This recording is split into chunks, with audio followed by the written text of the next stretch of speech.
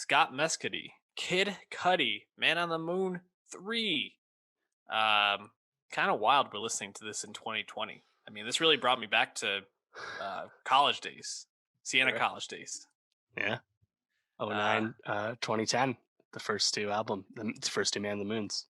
and I mean, those are classics. At least to me. The first one for sure. Definitely Um, first one. Second one a bit more hit and miss, but I still ride for that album, and a couple of the tracks on there really stand out. But yeah, Man on the Moon 3, getting it in 2020, just a whole decade later. Uh, Cudi's had quite the journey over the last 10 years. Uh, the Really? starting at the beginning of the decade, one of the biggest artists in rap, and uh, starting to move into like the acting sphere, and then pretty fell off pretty quickly. Had some substance abuse issues. Came back in 2018. Kids See Ghosts. I thought was a nice revival for him, moving in the right direction. Had some good features here and there. And then where do we land with this? Do we like Man on the Moon 3? Do we feel like this is a return to form?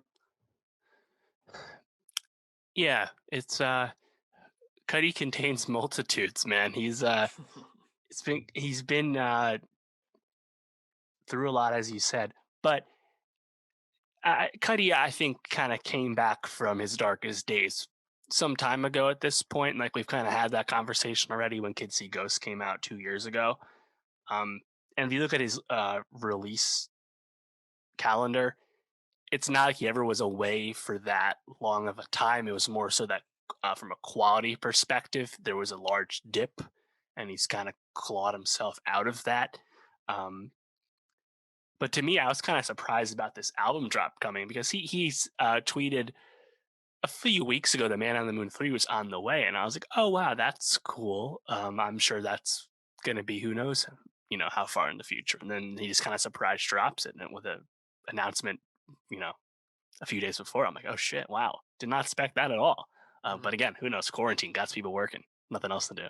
Uh, yeah, I think there's a lot of stuff on here that reminds you of those first two Man on the Moon records, the quote old Cuddy, but it still sounds like I think kind of newer stuff to me. I think the Travis Scott influence is very evident on some songs. Travis Scott was barely a producer at the time of Man on the Moon, let alone a rapper. So Mhm. um, there's been some growth and evolution, but yeah, this definitely continues the upward trajectory we've happily seen Cuddy achieve since Kids See Ghosts. So that's great. Yeah, I think this is a solid album from Cuddy. I was getting texts from people being like, "Cuddy's back. He's returned to form." I don't think there's anything nearly as catchy or captivating as some of those early hits. Like, there's not a day and night on this, so to speak. There's not something I feel like I would just throw on and like really ride to at a party. But I think this feels like a very uh, uniform and I don't know if concise is the right word, but one that had a clear vision, and it's technically in 4 acts, or maybe it's even 5 acts. No, it's 4 acts, and I don't know, it's a bit uh, bloated at points, Yeah, and it's it sounds a bit, 18 songs still at the end of the yeah, day. and it sounds a bit samey to me at a lot of points, but I think overall, I'm pleased to hear this from Cuddy, and I feel like he's back, he's back in the saddle again, so to speak. Yeah, yeah, that's nice. Yeah, it definitely was long to me. It was definitely bloated to me, um, and there was a lot of stuff that doesn't really, I think, register as anything like that that's special. Because again, we've heard Cuddy pretty consistently since 2016. 2015, that was the lowest point creatively with Passion, Pain, and Demon Slaying, the rock album. That's terrible. Or no, sorry. Speed and Bullet to Heaven is the 2015 rock album. That's really bad. Passion, Pain, Demon Slaying, the 2016 album, had some decent moments. He was starting to claw his way back, and then we got Kids See Ghosts, right? So, we've had feature here or there from Cuddy. I think of Through the Late Night from Travis Scott's second album. I really like that performance. He's been around and kind of giving you that stuff. But Cudi's still 36. You're not going to get Man on the Moon 1 anymore. And that's fine. And I think what's important to note is that Man on the Moon 1 in particular was an incredibly influential album on the decade that followed it in hip hop. I mentioned that on our best albums of the decade list. That album came out in October '09, but largely, affected the 2010s. And you listen to stars of today like Playboy Cardi and Lil Uzi Vert, many of them cite Cudi as a primary influence. And he, in general, was a voice of a generation the same way Kanye was before him. But as a result, when you get Man on the Moon 3 in 2020, it's coming out in a hip hop landscape that's a lot different than those first two Man on the Moon albums, right? So a lot of stuff Cudi does and does well is not as unique or as revelatory anymore because he already made it revelatory 11 years ago. And a lot of other people do that. Now it's just convention. So Mhm. again, when I think of Travis Scott, it's because Travis Scott was a product of Cudi in many ways. And now you think of these songs, like, I don't know, do I want late period Cudi any more than I want really good Travis? I don't know. It depends on the song. So I actually went into this with literally no expectations or hype at all because I'm like, anything I get that away from Cudi at this point is a complete bonus to me. You know, like I don't have expectations for Mhm. Cudi anymore. It's fine. He's generally pretty good, but and I thought a song on this like Tequila Shots early on, I was like, wow, with that bass, that hook, that is an old school Mhm. Cudi song to me. I like that song a lot. I saw a lot of love for Mr. Solo Dolo 3 Yeah, because this that's is one of my continuation. favorites. Continuation. Uh, that's not like that's never been my favorite type of Cudi sound. Although I do really love Solo Dolo 1 off Man on the Moon 1. That's the whoa whoa whoa like that shit. Yeah, Cuddy's giving you the hums and the woes. Uh, that inspired as that. Yeah, I if you think can touch it. Mr. Solo Dolo 3, yeah, I think Mr. Solo Dolo 3 really shines because of just his flow throughout. It's so consistent and like Sure. has such a nice rhythm to it. It's just really solid. I actually like one of the tracks 2 songs later, Elsie's Baby Boy. Yes. A Me lot too.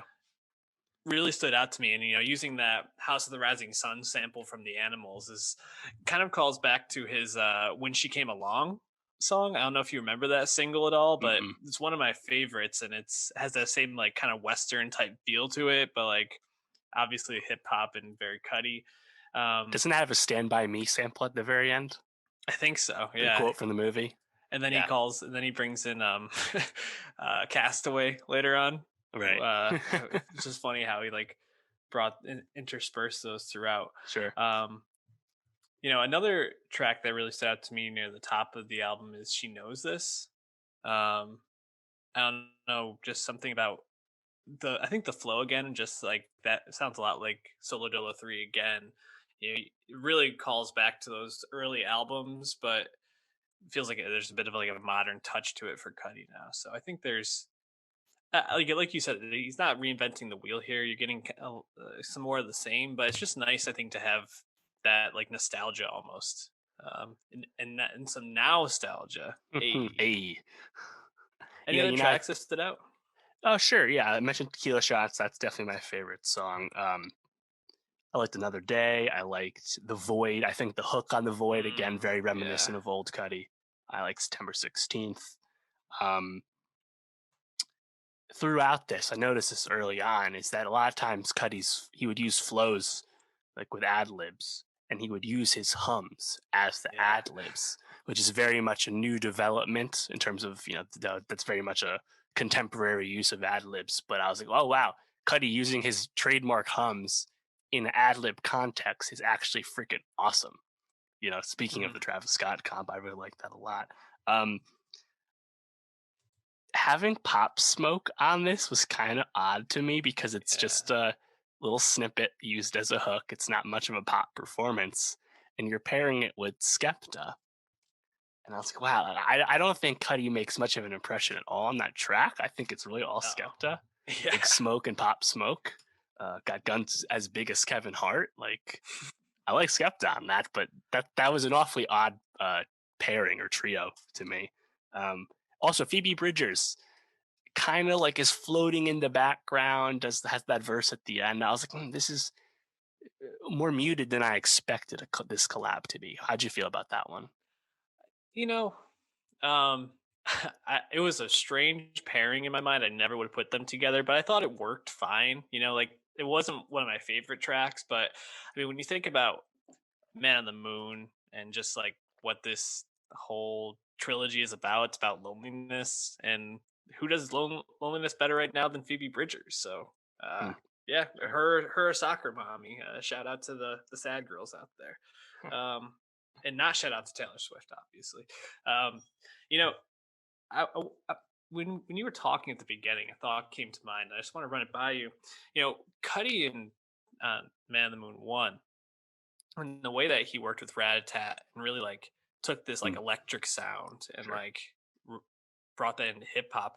It kind of reminds me of an album we talked about last week, Rico Nasty, and using 100 gex. Yeah. Dylan Brady producing those songs, like that feels like almost the evolution of Cuddy. And you talked about that influence. I think that feels like where things are going, where there's like this even more electronic, like hyped up sound. I mean, I think about a song like Alive, then I think about like iPhone or something like that, and it's like, yeah, that Sure. feels like they're all in the same vein. I'm hoping to see that kind of continue to evolve, because the weirder these things are, the more interesting I find them to be. Yeah, I agree. That'd be uh that'd be interesting. And I think that's the thing too is Man the Moon 3, even Kitsy Ghost for that matter. Cuddy's not trying to establish new ground. It's kind of him just bringing his flair to what stuff sounds like these days. And hyperpop, in a certain sense, is bringing 10 years ago to now and, you know, refracting it 100 times and then like snorting it up your nose or something. But like, I don't, I don't know if does Cuddy have that kind of stuff in him these days? Like, do you think he's like at the level of Charlie XCX and Rico Nasty as a 36-year-old man? Like, I don't know.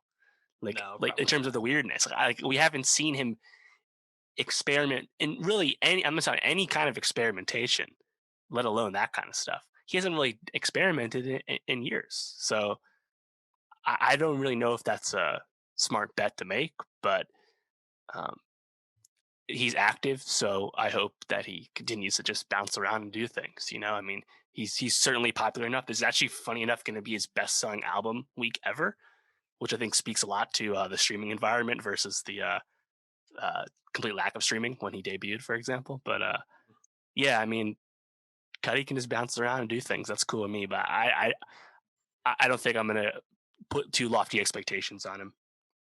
Yeah, no, it also seems like he's kind of moved more into that acting sphere. I mean, we talked about him with We Are Who We Are, and I think he's just interested in probably building that Westworld. out. So yeah, oh shit, I kind of forgot he's in Westworld. Hmm. I try to block that out as much He's as I just can. casting something else too. He's very busy, but music's just part of that now, not all of it, which is totally fine.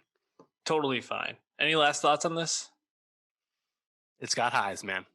Yeah, I think people saying like Cuddy's back, in a sense, I understand because like there's some highs that remind you of old Cuddy, and that's awesome. So definitely. I get it in that regard.